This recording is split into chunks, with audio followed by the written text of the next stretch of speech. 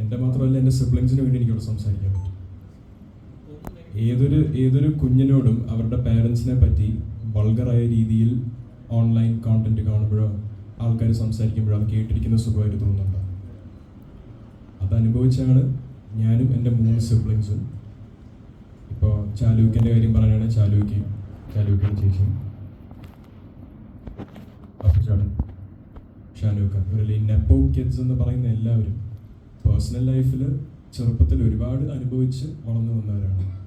അതുകൊണ്ട് അവരുടെ കരിയറിൻ്റെ ആസ്പെക്റ്റിലോട്ട് വരുമ്പോഴത്തേക്കും ഇതൊരു ബെനിഫിറ്റായിട്ട് കിട്ടുന്നെങ്കിൽ ആരും വിചാരിക്കരുത് അവരനുഭവിച്ച് വന്ന നെഗറ്റീവ്സിനെ ഔട്ട്വേ ചെയ്താണ് ഈ പോസിറ്റീവ് വരുന്നത്.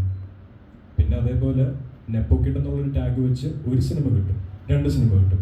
എൻ്റെ കേസിലത്തെ പോലെ ഞാൻ ഇനിയും മലയാള സിനിമയോ ഏതൊരു സിനിമയോ ചെയ്യണമെങ്കിൽ പ്രേക്ഷകർ സ്വീകരിക്കാതെയോ ജനറലി ഒരു സിനിമ ക്രൗഡ് അക്സെപ്റ്റ് ചെയ്യാതെയോ എനിക്ക് നിന്ന് സസ്റ്റെയിൻ ചെയ്ത് പെർഫോം ചെയ്യാൻ പറ്റത്തില്ല.